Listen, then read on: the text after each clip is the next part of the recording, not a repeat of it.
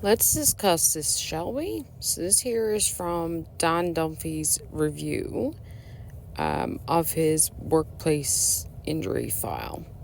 So it says that he worked 1 week with the accident employer when he was injured.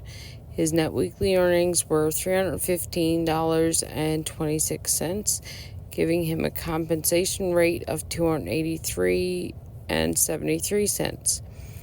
The amount paid for 13 weeks in accordance with Section 68 of the actual Act.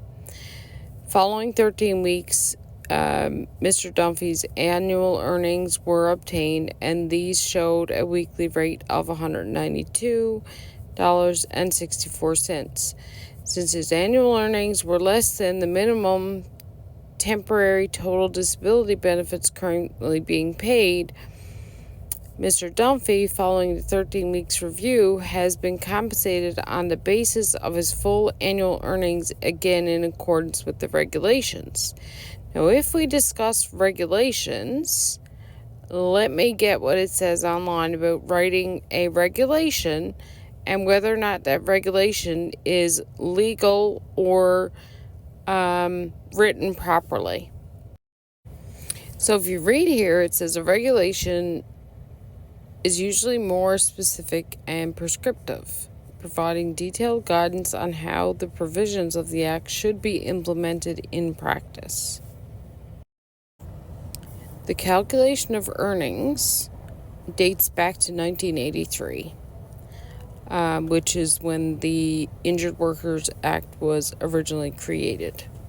Now, in this section, it says the average weekly earnings shall be calculated on the basis of the amount earned in the period of 12 months immediately preceding the beginning of the loss of earnings as a result of the injury, or the rate of the daily, weekly, monthly, or other regular remuneration that the worker was receiving at the beginning of the loss of earnings as a result of the injury, whichever, in the opinion of the Commission, seems more equitable.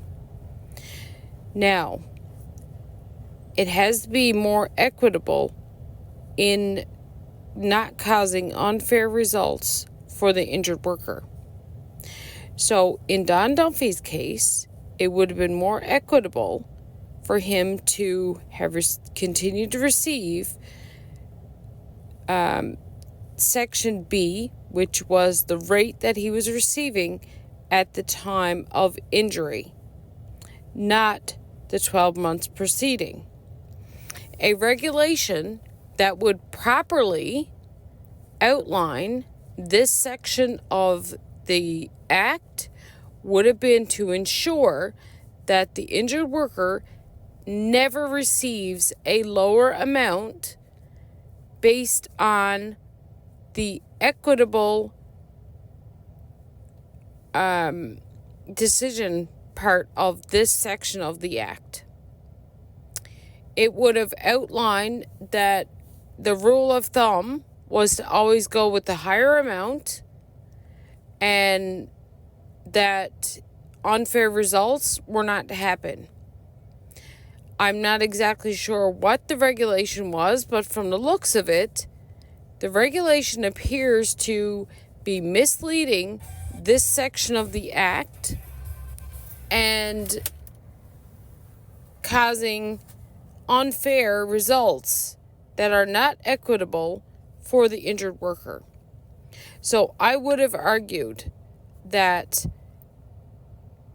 the Act was not actually applied appropriately to the regulation when it was written, and that the regulation did not actually have a rule to show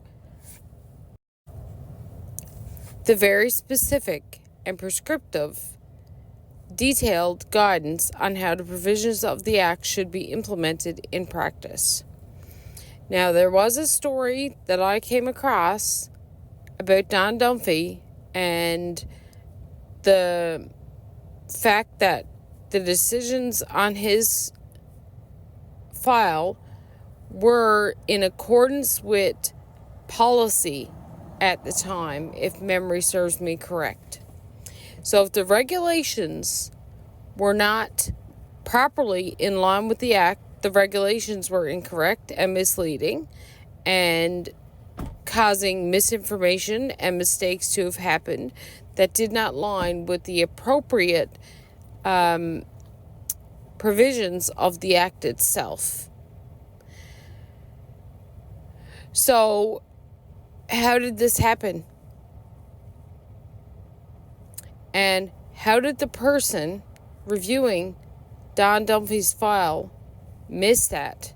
And how did they not use the act entirely and jump from using the act to using the regulations and not notice that the regulations were in direct conflict of what the act said and report that?